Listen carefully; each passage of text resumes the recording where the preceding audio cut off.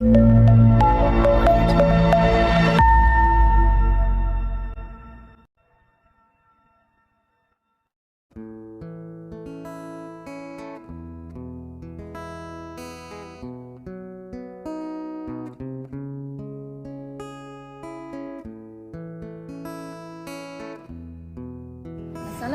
warahmatullahi wabarakatuh. Perkenalkanlah, nama saya Rohayanti, mahasiswa PPG dalam jabatan tahun 2023 Universitas Pancasakti Tegal dengan bidang studi PPKN. Di sini saya akan melaksanakan uji kinerja di SMA Negeri 1 Bantar Kawung dengan materi Sistem dan Dinamika Penerapan Demokrasi di Indonesia. Silakan untuk menyaksikan tayangan video ini.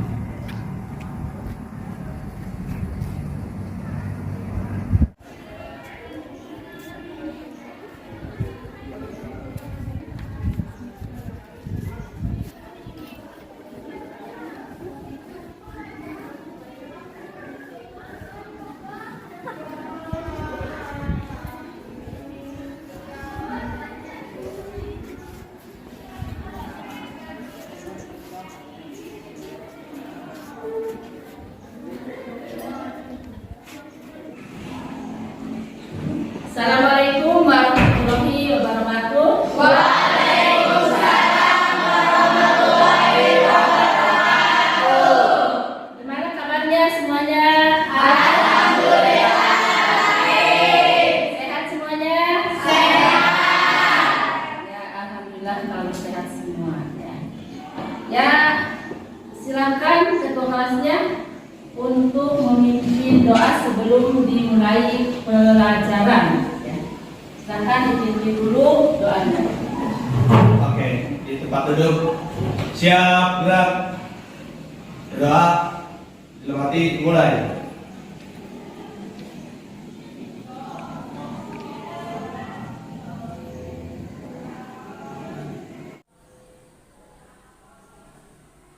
Berdoa selesai. Ada yang tidak masuk hari ini? Masuk semua. Alhamdulillah kalau masuk semua.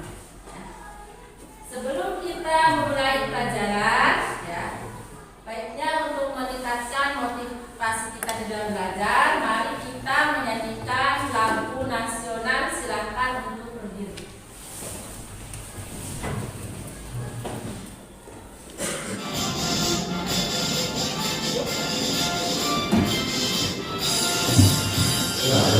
Pancasila, akulah pendukungmu.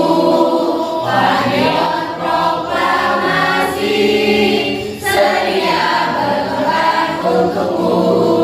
Pancasila dasar negara, rakyat adil makmur sentosa. Pribadi bangsaku, ayo maju, maju, ayo maju, maju, ayo maju, maju. Silakan duduk lagi ya. Kemarin kita sudah mempelajari tentang hakikat demokrasi di pertemuan pertama. Ya. Sekarang pertemuan kedua yaitu tentang penerapan sistem dan dinamika demokrasi di Indonesia. Ada yang tahu demokrasi itu apa? Ya, akan kita. Demokrasi itu adalah sistem pemerintahan dari rakyat, oleh rakyat, dan untuk rakyat. Ya, terima kasih. Sebelum dimulai, Ibu akan memaparkan tujuan pembelajaran tentang sistem dan dinamika penerapan demokrasi di Indonesia. Setelah mengikuti proses pembelajaran, peserta didik diharapkan mampu yang pertama menghargai nilai-nilai ketuhanan dalam berdemokrasi Pancasila sesuai Undang-Undang Dasar Negara Republik Indonesia tahun 1945. Yang kedua, berperilaku santun dalam berdemokrasi Pancasila sesuai Undang-Undang Dasar Negara Republik Indonesia tahun 1945. Kemudian yang ketiga, memahami dinamika penerapan demokrasi Indonesia. Yang keempat, yang berikutnya yaitu memahami upaya membangun kehidupan yang demokratis di Indonesia. Kemudian yang berikutnya yaitu menganalisis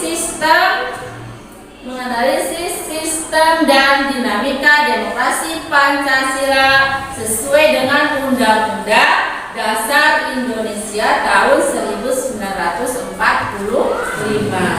Kemudian yang berikutnya, peserta didik diharapkan mampu mempresentasikan hasil analisis tentang sistem dan dinamika demokrasi Pancasila sesuai dengan Undang-Undang Dasar Negara Indonesia tahun 1945. Kemudian di dalam sistem penilaian ini ada 3 penilaian ya. Yang pertama penilaian spiritual dan sosial.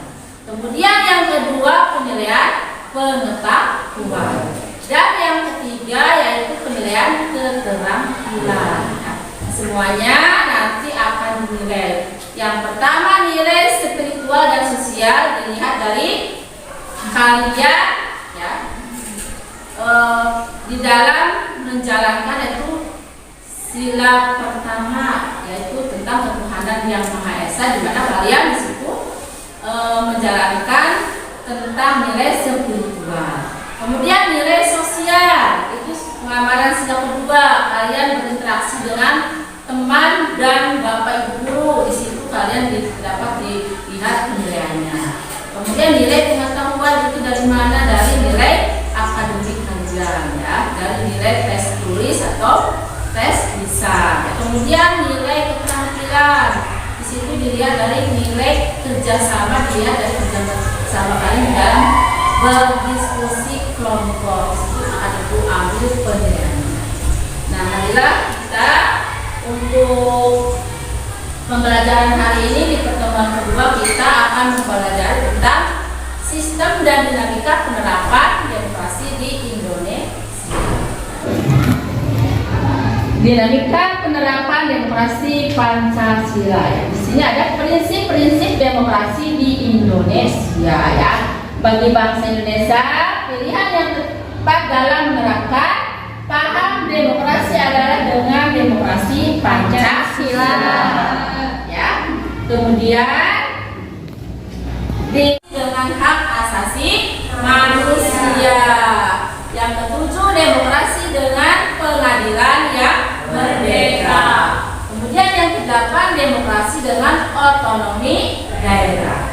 Kemudian yang kesembilan, demokrasi dengan kemakmuran. Dan yang ke-10 yaitu demokrasi yang berkeadilan sosial. Kemudian setelah itu yaitu yang pertama adanya persamaan bagi seluruh rakyat Indonesia. Kemudian keseimbangan antara hak dan kewajiban. Yang ketiga, pelaksanaan kebebasan yang dipertanggungjawabkan secara moral kepada Tuhan Yang Maha Esa, diri sendiri dan orang lain. Kemudian yang keempat, mewujudkan rasa keadilan. Kemudian pengambilan keputusan dengan musyawarah mufakat. Kemudian yang berikutnya mengutamakan persatuan nasional dan kekeluargaan. Kemudian menjunjung tinggi tujuan dan cita-cita nasional. Nah, untuk perkembangan penerapan demokrasi di Indonesia nanti kalian akan melihat video dan videonya akan diputar ya. Nah, silahkan kalian perhatikan ya video pembelajaran yang ibu ambil dari YouTube ya tentang alur sejarah atau tentang penerapan demokrasi dari masa ke masa.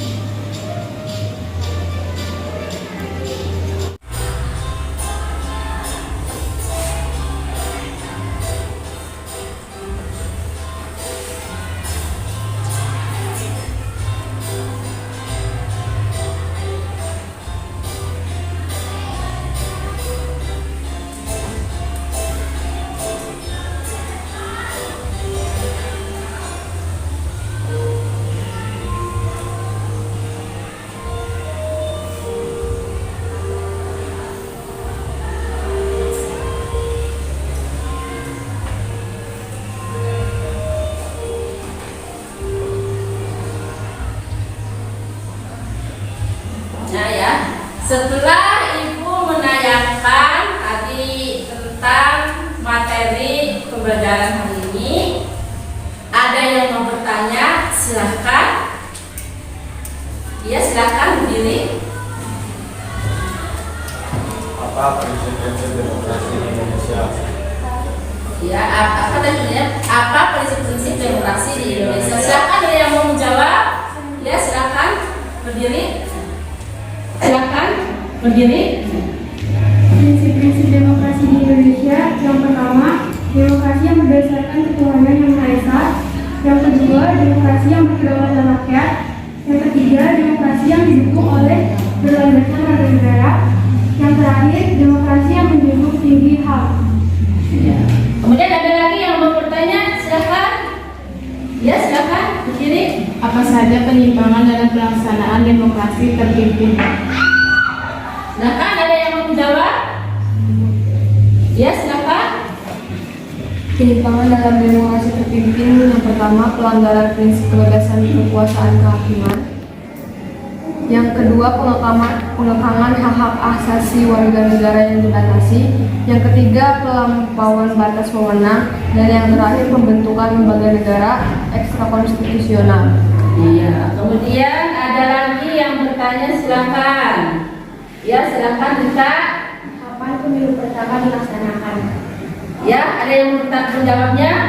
Silakan. Pemilu pertama dilaksanakan tahun 1945.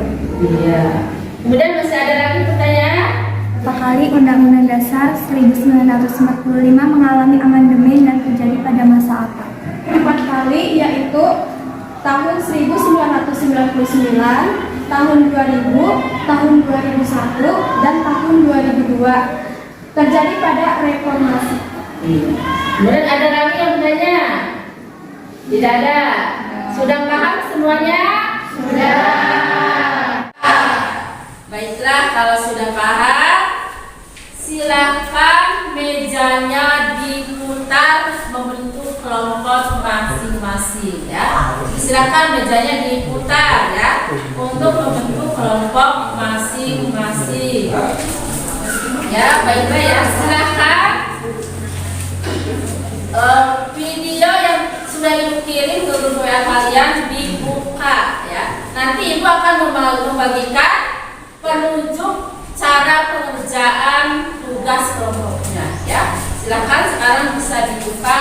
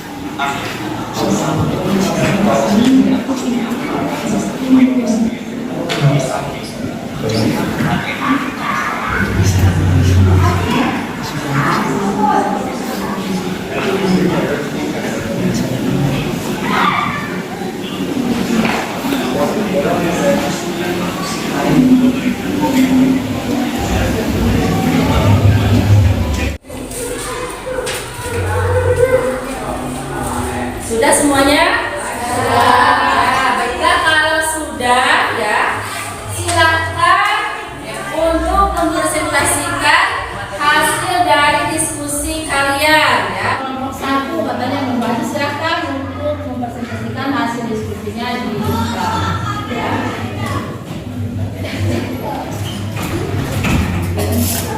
Baik, Assalamualaikum warahmatullahi wabarakatuh.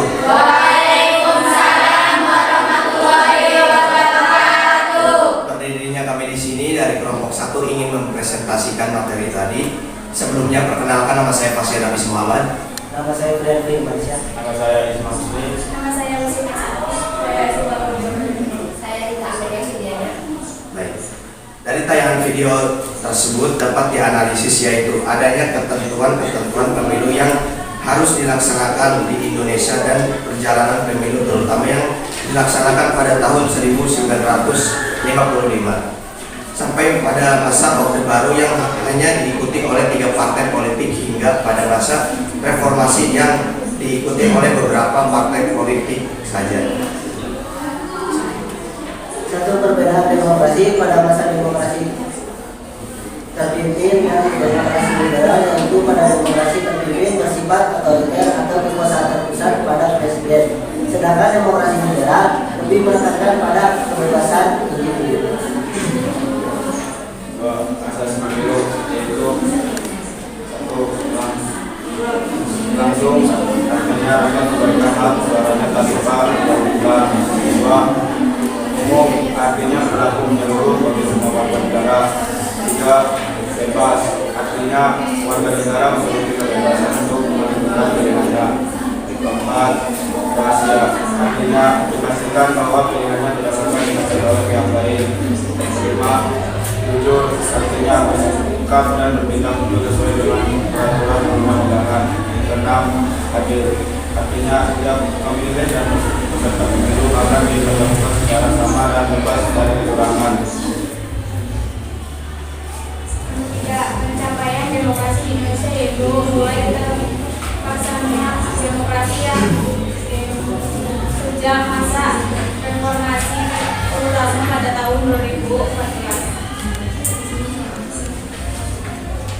Sedangkan di hubungan keluarga, menghormati anggota keluarga, musyawarah pembagian tugas anggota keluarga, di lingkungan sekolah, pembagian tiket kelas, pemilihan nomor kelas, di lingkungan masyarakat, pemilihan kepala desa, musyawarah kerja bakti, di lingkungan berbangsa dan bernegara, pemilihan presiden, pemilihan DPR dan DPD.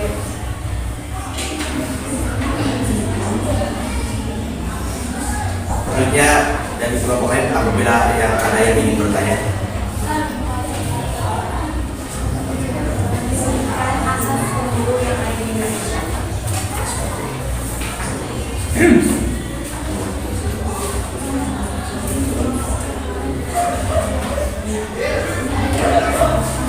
Asas pemilu langsung, yang kedua umum, ketiga bebas, keempat rahasia, kelima jujur, dan keenam terakhir adil. Apakah ada yang ingin bertanya lagi?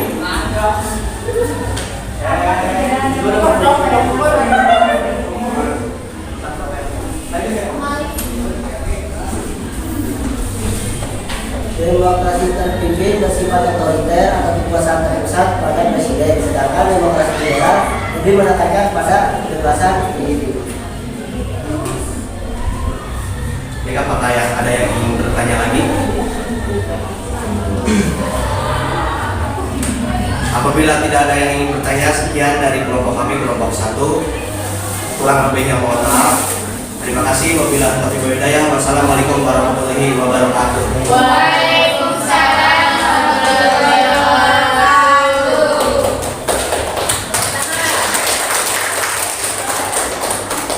Ya, silakan ada yang mau mempresentasikan hasil dari diskusi kalian. Ya, silakan kelompok 3.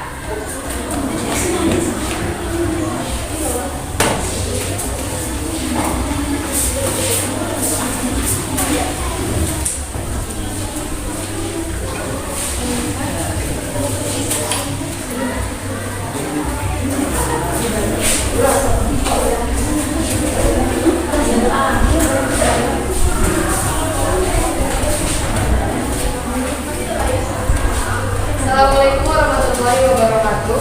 Waalaikumsalam warahmatullahi wabarakatuh. Jadi kita di sini mau mempresentasikan hasil kerja kita semua. Perkenalkan, nama saya Siti Fatimah Zahra. Saya Tiara Lestari. Saya Fatin Jatuh. Saya Lestari. Saya Yang pertama, pelaksanaan demokrasi pada masa demokrasi liberal yaitu lebih mengarah pada kebebasan individu yang tetap dilaksanakan dengan bertanggung jawab, sedangkan demokrasi terpimpin terpusat pada pemimpin atau presiden. Yang kedua, asas pemilu di Indonesia menganut asas liberal yang merupakan singkatan dari langsung, umum,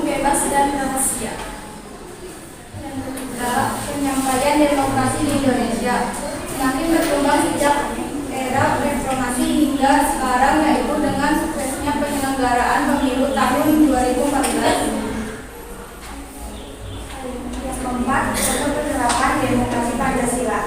Pertama, lingkungan keluarga. Masyarakat dengan anggota keluarga menghargai keputusan yang sudah dimusyawarahkan. Kedua, lingkungan sekolah. Pemilihan ketua OSIS dan ketua kelas melalui voting atau musyawarah. Ketiga, lingkungan masyarakat. 1. Penentuan jadwal ronda. 2. Musyawarah secara berkala pada tingkat RT atau RW. 4. Lingkungan berbangsa dan bernegara. 1. Penelitian DPR dan DPD. Pemilihan presiden dan wakilnya. Pemilihan bupati dan gubernur.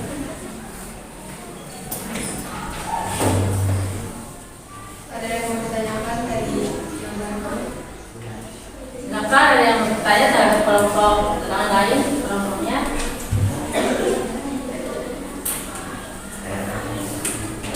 Baik, ini bertanya apa contoh penerapan demokrasi Pancasila di lingkungan masyarakat? Contoh penerapan demokrasi Pancasila di lingkungan masyarakat itu ada penentuan jadwal ronda, musyawarah secara berkala pada tingkat RT atau RW. Ada yang mau bertanya lagi? Bagaimana pencapaian demokrasi di Indonesia? Pencapaian demokrasi di Indonesia yaitu semakin berkembang sejak era informasi hingga sekarang, yaitu dengan suksesnya penyelenggaraan pemilu tahun 2014.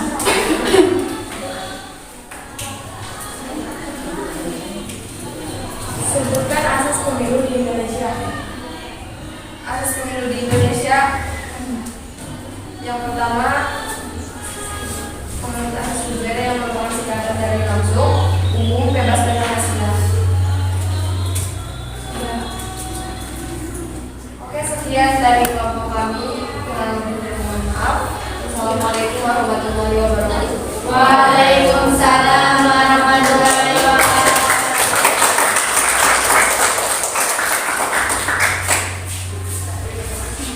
Silakan untuk kelompok berikutnya. Tinggal 2 kelompok lagi ya, kelompok 2 silakan. Kamarnya sudah bisa dibuka.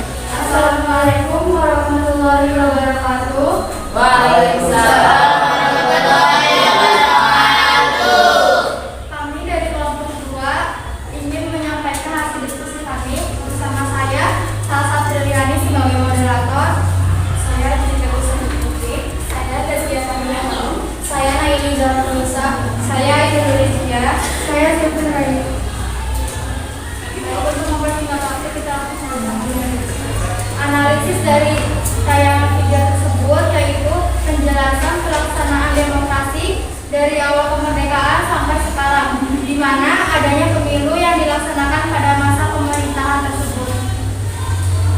Pertama, perbedaan demokrasi pada masa demokrasi liberal yaitu bersifat bebas, sedangkan demokrasi terpimpin bersifat autokrasi.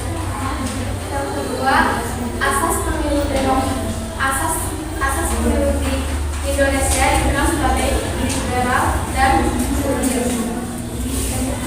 Yang ketiga, pencapaian demokrasi di Indonesia menurut Mahfud MD bahwa demokrasi belum mampu membentuk pemerintahan yang mampu mensejahterakan rakyat. Keempat, 1. Di lingkungan keluarga, menghargai anggota keluarga, musyawarah untuk membantu saudara. 2. Di lingkungan sekolah, diskusi kelompok di kelas, pemilihan pengurus kelas. 3.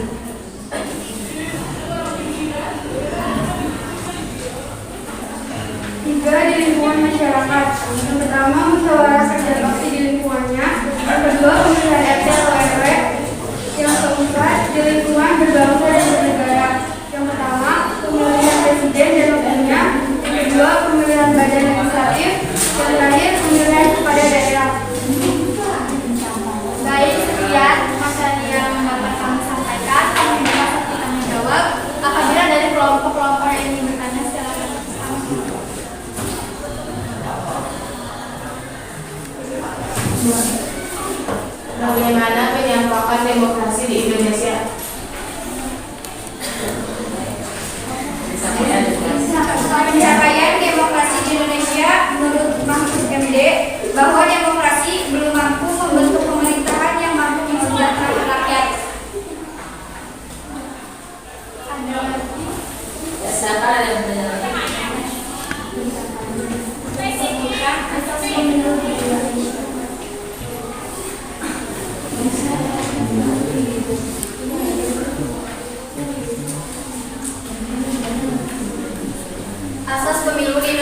dikenal sebagai Luber dan Jurhil. Adakah hari ini apabila tidak ada yang bertanya, izin mengambil universitas ini untuk salah yang telah berbuat angka dari kata mengaku. Mohon dimaafkan. Sekian dari ibu. Wassalamualaikum warahmatullahi wabarakatuh.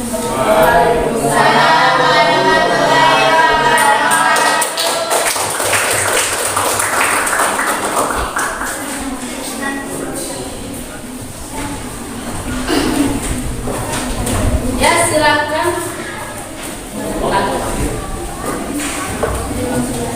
Ya, silakan untuk kelompok yang terakhir.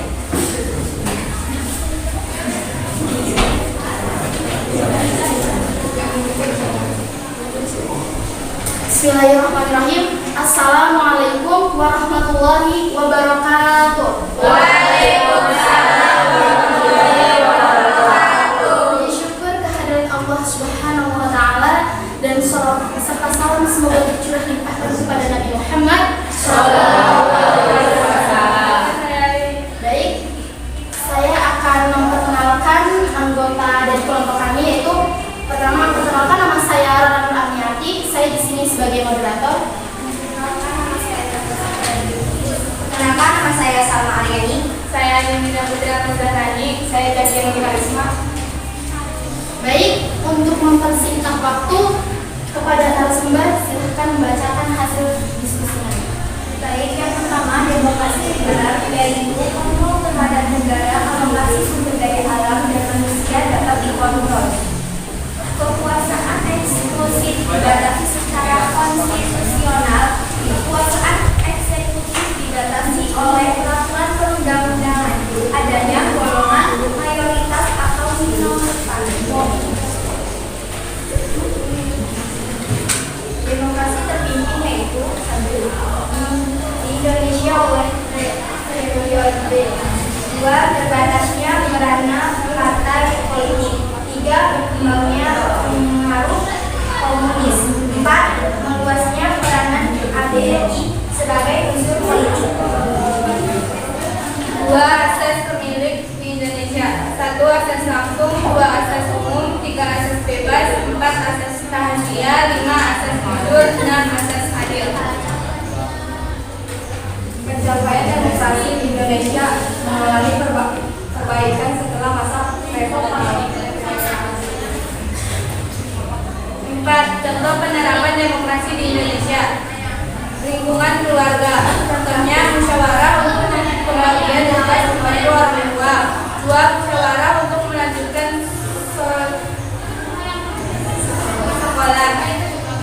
Kedua, lingkungan sekolah, contohnya pemilihan ketua kelas, pemilihan OSIS. Ketiga, lingkungan masyarakat, contohnya pemilihan ketua dan wakil RW, pemilihan kepala desa, musyawarah desa. Di lingkungan berbangsa dan bernegara, pemilihan presiden dan wakil presiden, pemilihan gubernur. 3. Pemilihan bupati. Baik, terima kasih kepada narasumber yang telah membacakan hasil diskusi dari kelompok kami. Selanjutnya ada sesi tanya jawab. Dipersilakan untuk kalian semua menanyakan pertanyaan. Ada yang bertanya? Baik. Apakah ada perbedaan pelaksanaan demokrasi pada masa demokrasi liberal dan pada demokrasi terpimpin? Bukan alasannya. Baik, pertanyaannya akan kami jawab. Yang pertama, demokrasi liberal yaitu kontrol terhadap negara, alokasi sumber daya alam dan manusia dapat dikontrol. 2. Kekuasaan eksklusif dibatasi secara konstitusional. Yang ketiga, kekuasaan eksekutif dibatasi oleh peraturan perundang-undangan. Yang keempat, adanya golongan mayoritas atau minoritas. Baik, apakah sudah puas dengan jawabannya? Ada yang mau bertanya lagi? Silakan. Nomor 1 tidak bertanya. Kalau belum ada, saya akan tutup. Baik, demikian dari kelompok kami. Kurang lebihnya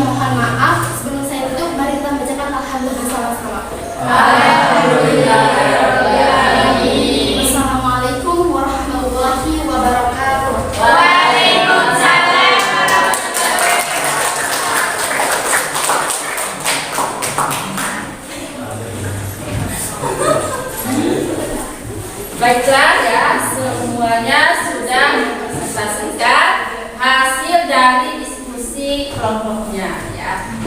Kemudian untuk berikutnya yaitu ada tugas individu ya, silakan nanti dikerjakan sendiri-sendiri ya, dan sebelum mengerjakan silakan mejanya diputar kembali ya, silakan. Jadi itu kalinya ya.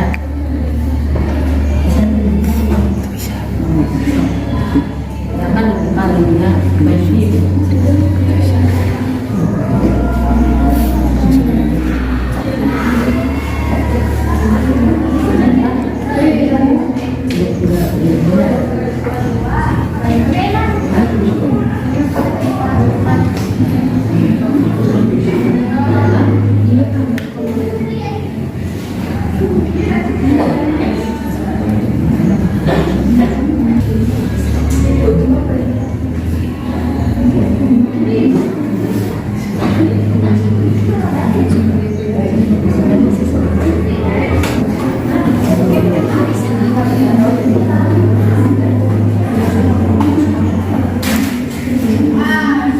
Sudah selesai semuanya? Sudah. Baiklah ya, kalau sudah selesai nanti akan dibuka aplikasinya untuk melihat hasilnya. Kemudian untuk pertemuan yang akan datang ya, kita akan mengadakan ulangan harian bab 2 tentang sistem dan dinamika demokrasi di Indonesia. Untuk hari ini ada yang mau menyimpulkan materi dari tadi yang sudah ditayangkan dan sampai hasil diskusi ya. Silakan, ada yang menyimpulkan? Ya silakan.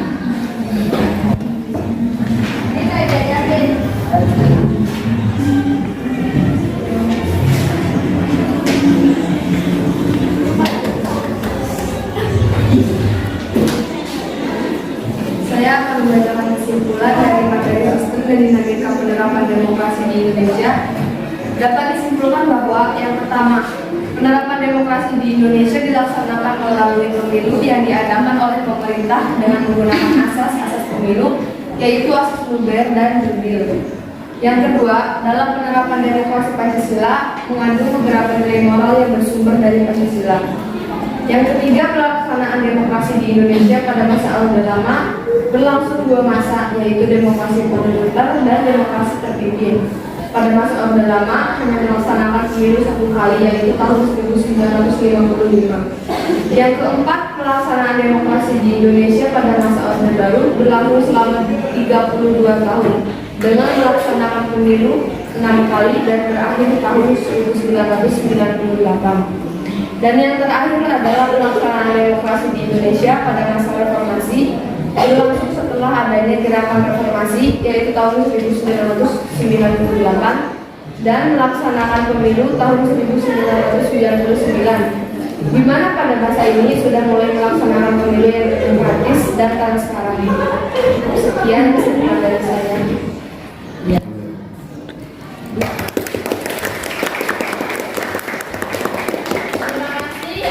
Kesimpulannya ya, jadi penerapan demokrasi di Indonesia itu tadi ya, dari masa ke masa, jadi yang dimulai dari awal kemerdekaan negara Republik Indonesia, yaitu tahun 1945 ya. Kemudian pada masa Orde Lama ini kita hanya satu mengadakan pemilu, yaitu tahun 1955.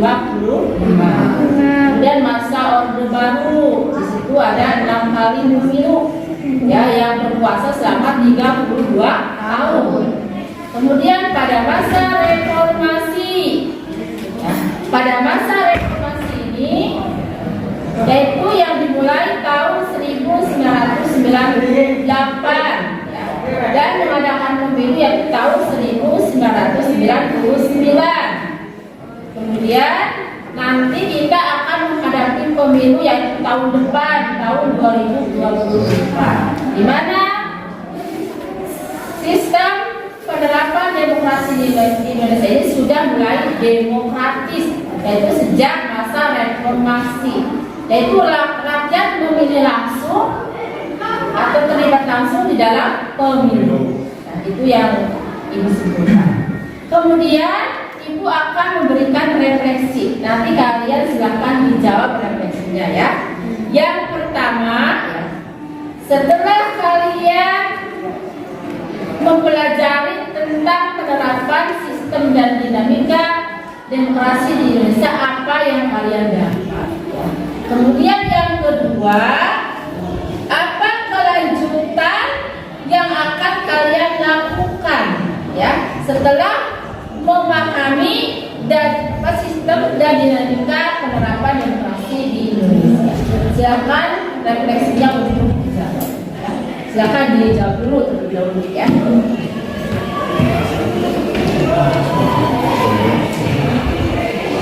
Yang maju.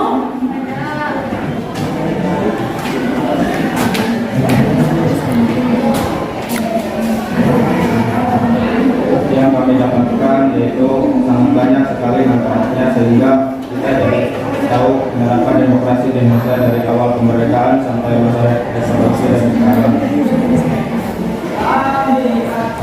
Kita akan menerapkan nilai-nilai demokrasi untuk mencapai sistem demokrasi yang benar demokrasi dalam kehidupan sehari-hari, baik di lingkungan keluarga, sekolah, masyarakat, dan bangsa dan negara, sesuai dengan nilai-nilai Pancasila dan Undang-Undang Dasar 1945. Terima kasih ya atas refleksinya. Kemudian untuk pembelajaran hari ini. Ya, di tempat duduk siap, gerak. Berdoa dalam hati, mulai.